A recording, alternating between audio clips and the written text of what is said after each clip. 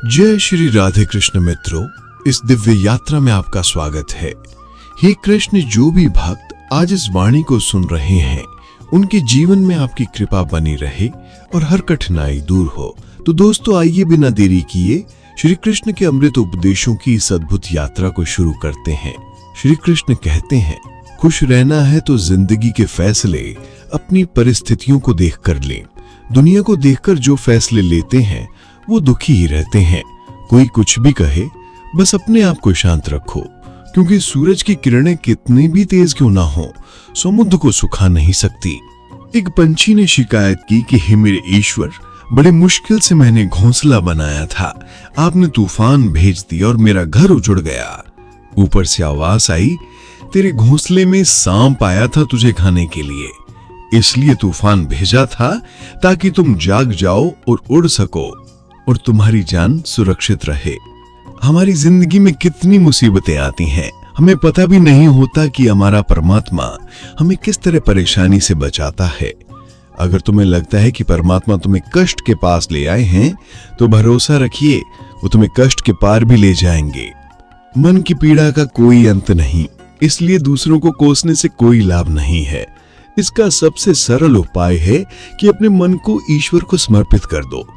ईश्वर के साथ जुड़ते ही जीवन में खुशियों का, सुकून का, संयम का, सहन शक्ति का, प्रेम का, नई ऊर्जा का, जीवन के सही राह का, संतुष्टि का आरंभ जरूर हो जाता है और हमारा मन पीड़ा से कैसे मुक्त होता है पता भी नहीं चलता।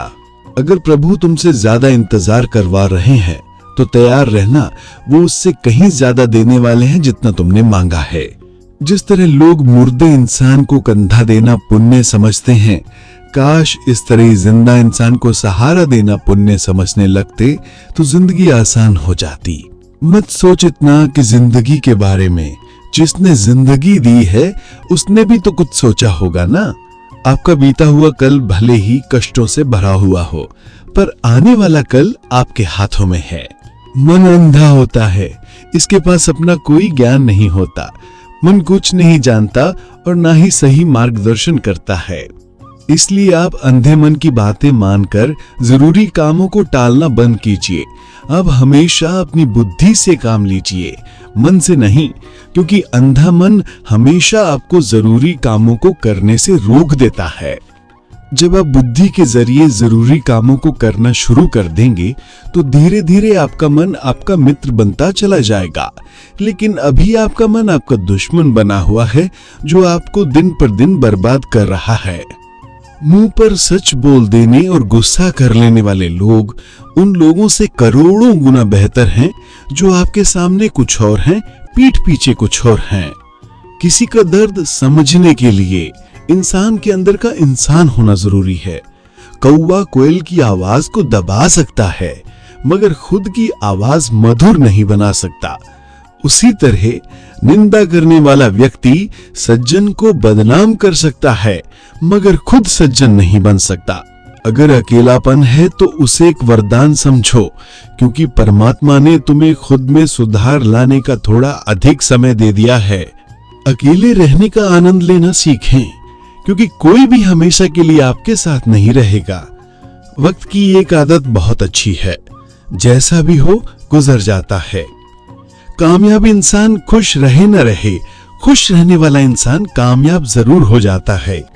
जब सुखी हो तो भगवान को मत भूलना, और जब दुखी हो तो भगवान पर विश्वास रखना। लोग रंग बदलते हैं, मुरली वाला वक्त बदल देता है। मनुष्य का जीवन केवल उसके कर्म पर चलता है। जैसे कर्म होते हैं वैसा ही उसका जीवन होता है। जो किया है वो अवश्य सामने आएगा, क्योंकि कर्म किसी के सगे नहीं होते। जिंदगी बहुत हसीन है, कभी हंसाती है तो कभी रुलाती है, लेकिन जो जिंदगी की भीड़ में खुश रहता है, जिंदगी उसी के आगे सिर झुकाती है। खोकर पाने का मजा ही कुछ और है, रोकर हंसने का मजा ही कुछ और है। हारना तो जिंदगी का हिस्सा होता है, लेकिन हारने के बाद जीतने का मजा ही कुछ और है। अच्छा बनने के लिए किसी की नकल करने की जरूरत नहीं, खुद इतना अच्छा बनो कि लोग आपकी नकल करने लगें। जिंदगी एक बार मिलती है, गलत है, बल्कि मौत सिर्फ एक बार मिलती है। जिंदगी तो हर रोज मिलती है। जिस दिन आप आपकी हंसी के मालिक खुद बन जाओगे, आपको कोई भी नहीं रुला सकता। अगर कोई आपसे कुछ मांगे तो दे दिया करो, क्योंकि भगवान ने आपको देने वालों में रखा है, मांगने वालों में नहीं। याद रखना, अच्छे वक्त को देखने के लिए बुरे वक्त को भी झेलना पड़ता है। सेवा सबकी करो, लेकिन आशा किसी से मत रखो, क्योंकि सेवा का असली मूल्य भगवान ही देता है। हमेशा अपनी नजर उस चीज पर रखो जिसे तुम पाना चाहते हो, उस पर नहीं जिसे तुम खो चुके हो। अन्न और जल से बढ़कर कोई दान नहीं, और माता पिता से बढ़कर कोई देवता नहीं। जिंदगी का सबसे बड़ा गुरु मंत्र यही है, आप अपने राज किसी को ना बताएं। जरूरत से ज्यादा इज्जत और समय देने पर लोग आपको गिरा हुआ समझने लगते हैं। कभी पीठ पीछे आपकी बात हो रही हो तो घबराना मत, क्योंकि बात उन्हीं की होती है जिनमें कोई बात होती है। याद रखना, सफलता कभी मांगने से नहीं मिलती, मांगने से केवल भीख मिलती है। सफलता पाने के लिए तुम्हें खुद मेहनत करनी पड़ेगी। छोटी छोटी गलतियों से बचने का प्रयास करो, क्योंकि इंसान ठोकरें पहाड़ों से नहीं बल्कि छोटे छोटे पत्थरों से खाता है। अपनी गलती माने बिना आप कभी भी बेहतर इंसान नहीं बन पाओगे। देना शुरू कर दो, आना खुद ही शुरू हो जाएगा, इज्जत भी और दौलत भी। याद रखना, अपमान का बदला लड़ाई करके नहीं, सामने वाले से अधिक सफल होकर लिया जा सकता है। बुरा करने का ख्याल आए तो कल पर टाल दो, अच्छा करने का ख्याल आए तो उसे आज ही कर डालो। साथ रहकर जो छल करे उससे बड़ा कोई शत्रु नहीं हो सकता, और जो हमारे मुंह पर परोसों के हमारी बुराई बता दे उससे बड़ा कोई मित्र नहीं हो सकता। याद रहे, साफ साफ बोलने वाला कड़वा जरूर होता है, मगर विश्वासघाती नहीं। त्याग दो अपने बुरे कल को, क्योंकि उसका प्रभाव आने वाले कल को दूषित कर देगा। जिंदगी जीने के दो तरीके हैं, एक तो जो पसंद है उसे हासिल करो, और दूसरा जो हासिल है उसे तुम पसंद करना सीख लो। चीजों की कीमत मिलने से पहले होती है, और इंसान की कीमत खो देने के बाद। मुफ्त में तो सिर्फ माँ बाप का प्यार मिलता है, बाकी इस दुनिया में हर रिश्ते के लिए कुछ ना कुछ चुकाना जरूर पड़ता है। बेइज्जती का जवाब इतनी इज्जत से दीजिए कि सामने वाला भी शर्मिंदा हो जाए। आप जब तक अपनी कठिनाइयों और समस्याओं का जिम्मेदार दूसरों को मानते रहोगे, तब तक कभी भी आप अपनी समस्या और कठिनाइयों को नहीं मिटा सकते। जितना ज्यादा हो सके सुनो, और जितना हो सके उतना कम बोलो। इसलिए शायद भगवान ने हमें दो कान और एक ही मुंह दिया है। माफ बार बार कीजिए, लेकिन विश्वास सिर्फ एक बार कीजिए। जिंदगी में कभी भी किसी को इतना महत्व मत दो कि वो तुम्हारे चेहरे से मुस्कान ही छीन ले। अपनी कामयाबी तो सिर्फ वही हासिल करता है जो वक्त और हालातों पर रोया नहीं करते। कुछ भी स्थायी नहीं है। अपने आप को बहुत अधिक तनाव ना दे, क्योंकि स्थिति चाहे कितनी भी खराब हो, ये बदल जाएगी।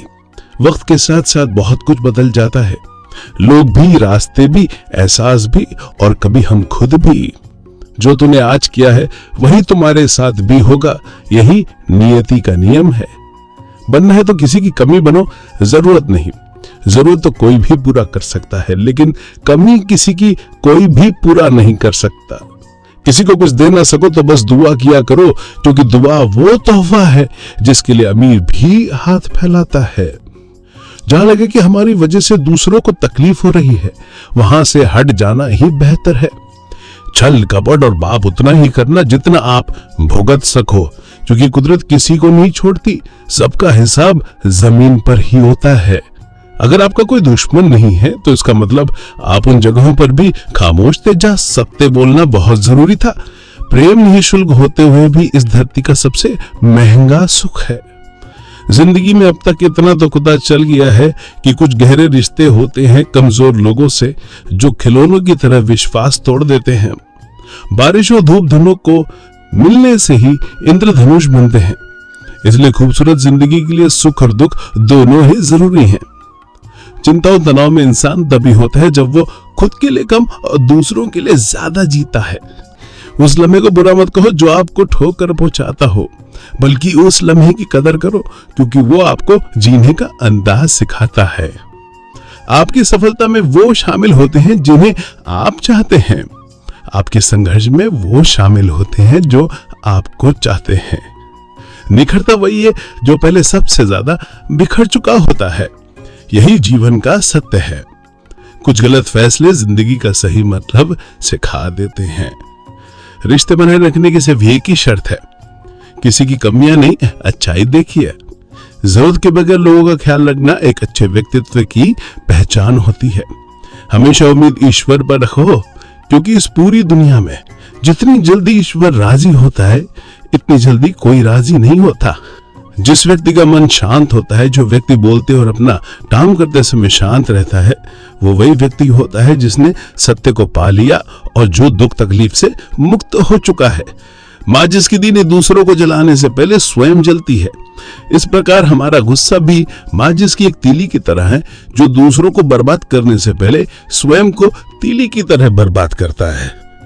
समझदारी की बात सिर्फ दो ही लोग करते हैं, एक वो जिसकी उम्र अधिक हो, दूसरा वो जिसने बहुत कम उम्र में बुरा वक्त देखा हो। इस दुनिया में जुनून जैसी कोई आग नहीं है, मूर्खता जैसा कोई जाल नहीं है, नफरत जैसा कोई दरिंदा नहीं है और लालच जैसी कोई धार नहीं है। गुण 36 नहीं, केवल 4 चाहिए, अच्छा व्यवहार, साफ नीयत, नेक दिल और ईमानदारी। जिस दिन तुम जान जाओगे कि तुम्हारे अलावा इस दुनिया में कोई और नहीं, उस दिन से तुम्हारी असल जिंदगी शुरू हो जाएगी। अत्यधिक उम्मीदों को विराम दो, मन की शांति फिर से वापस लौट आएगी। कुछ लोग हमेशा हंसते रहते हैं या उपवास है, क्योंकि उन्हें पता है कि उनका दर्द समझने वाला कोई नहीं है। किसी को दिल की बात बता भी देंगे तो वो मजाक ही बनाएगा। जो दूसरों का हक और खुशी छीन लेता है, उसके सुख की उम्र बहुत कम होती है। बहुत नम्रता चाहिए रिश्ते निभाने के लिए। छल कपट में तो सिर्फ महाभारत रची जाती है। हमेशा वो काम करें जो सही है, वो न करें जो आसान है। गरीबी का सिखाया हुआ सबक इंसान को अंदर से बदलने पर मजबूर कर देता है। जिस तरीके से बात करते हो, उस तरीके से सुनना भी पसंद करो। ईश्वर को अपना सबसे करीबी दोस्त बना लो, क्योंकि परमात्मा ही एक ऐसा है जो तब तक साथ देते हैं जब सारी दुनिया हमारा साथ छोड़ देती है। ऐसे लोगों से दोस्ती बनाए रखिए जो आपको बेहतर बनाने के लिए प्रेरित करता हो, जो आपको अपनी जवाबदारी माने और आपका ख्याल रखे, जो आपको अपना समझे और अपना घर जैसा महसूस कराए, जो आपकी सहायता करे और आपको समझे। मृत्यु के समय तुम्हारी कोई नहीं सुनेगा। कर्म की गति ही तय करेगी कि तुम किस ओर घसीटे जाओगे। स्वास्थ्य सबसे बड़ा उपहार है, संतोष सबसे बड़ा धन है, वफादारी सबसे बड़ा संबंध है। छल करोगे तो छल मिलेगा, आज नहीं तो कल मिलेगा। जियोगे जिंदगी सच्चाई से, सुकून हर पल मिलेगा। उपवास हमेशा अन्न का ही क्यों? लोभ, लालच, घृणा, चुगली, क्रोध और गंदे विचारों का भी होना चाहिए। मन का संकल्प और शरीर का पराक्रम यदि किसी काम में पूरी तरह लगा दिया जाए तो सफलता अवश्यवती है। भाग्य के दरवाजे पर सर पीटने से बेहतर है कर्मों का तूफान पैदा करें, दरवाजे अपने आप खुल जाएंगे। क्रोध की अवस्था में भ्रम जन्म लेता है, भ्रम बुद्धि को नष्ट कर देता है, बुद्धि के नष्ट होते ही व्यक्ति का पतन हो जाता है। पानी मर्यादा छोड़े तो विनाश होता है, यदि वाणी मर्यादा छोड़े तो सर्वनाश होता है। किसी को धोखा देना एक कर्ज है जो आपको किसी और के हाथों एक दिन जरूर मिलेगा। कलयुग है, हमेशा तैयारी के साथ ही रहना। मौसम और इंसान कब बदल जाए इसका कोई भरोसा नहीं। भगवान कहते हैं कि तुम मेरी ओर देखोगे तो मैं भी तुम्हारी ओर देखूंगा। तुम जिस भाव से मुझे याद करोगे उसी भाव से मैं तुम्हारे पास आऊंगा। बदला लेने के लिए मत सोचो, आराम से बैठो। इन लोगों ने आपके साथ बुरा किया है, अंत में उनके साथ भी बुरा ही होगा। इस पूरी दुनिया में सबसे ज्यादा कीमती है समय, इसीलिए इसे बर्बाद न करे, नहीं तो अंत में आपको पछतावे के अलावा कुछ नहीं मिलेगा। जिंदगी में अपनी तुलना किसी से मत करो। जैसे चांद और सूरज की तुलना नहीं की जा सकती, क्योंकि दोनों ही अपने अपने वक्त पर ही चमकते हैं। यदि किसी काम को करने में डर लगे तो याद रखना, डर संकेत है कि आपका काम वाकई में बहादुरी से भरा है। ख्वाब जिनकी ऊंचे और मस्त होते हैं, इम्तिहान भी उनके जबरदस्त होते हैं। पहाड़ की ऊंचाई आपको कभी भी आगे बढ़ने से नहीं रोकती, बल्कि आपके जूते में पड़े कंकड़ आपको आगे बढ़ने से रोकते हैं। निकाल फेंको उस कंकड़ को। सिर्फ मरी हुई मछली को पानी का बहाव चलाती है। जिस मछली में जान होती है वो अपना रास्ता खुद बनाती है। अपने हौसलों को ये मत बताओ कि तुम्हारी परेशानी कितनी बड़ी है, अपनी परेशानी को बताओ तुम्हारे हौसले कितने बड़े हैं। सफल वो नहीं जो अपने दुश्मनों पर विजय प्राप्त करे, बल्कि सफल तो वो है जो अपनी इच्छाओं पर भी विजय प्राप्त करता है। अगर केवल इसलिए आपने अपने सपनों पर काम करना बंद कर दिया है क्योंकि किसी को लगता है कि आप उसे नहीं कर सकते हैं, तो वो आपका सपना नहीं है, वो आपकी बस एक छोटी सी इच्छा है। जो लोग आपको नजदीक से नहीं जानते उनके बातों को दिल पर मत लगाओ, आगे बढ़ो और कुछ करके दिखाओ। जिंदगी में अच्छे लोगों की तलाश मत करो, बल्कि खुद अच्छे बन जाओ। आपसे मिलकर शायद किसी की तलाश पूरी हो जाए। यदि आप उड़ नहीं सकते तो दौड़ो, यदि आप दौड़ नहीं सकते तो चलो, अगर चल नहीं सकते तो रेंगो, लेकिन हमेशा आगे बढ़ते रहो। एक बार गुरु ने अपने शिष्यों से पूछा, क्या आप जानते हैं हमारे अंदर एक बड़ा युद्ध निरंतर चलता रहता है। जब सारे शिष्य चुप रहे तब गुरुजी बोले, वास्तव में सबसे बड़ी लड़ाई हमारे अंदर दो भेड़ियों की है। एक काला भेड़िया जो क्रोध, ईर्ष्या, अहंकार, दुख, लालच, चोरी, झूठ की भाषा बोलता है। दूसरा सफेद भेड़िया जो आनंद, प्रेम, दया, विचार और सद्भावना की भाषा बोलता है।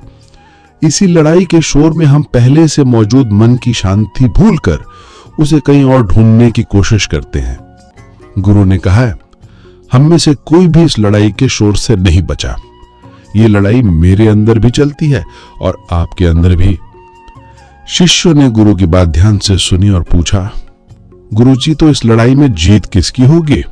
गुरुजी ने कहा, वही भेड़िया जीतेगा जिसे तुम खाना दोगे। खाना देने का मतलब है हमारे पास शक्ति है ध्यान देने की।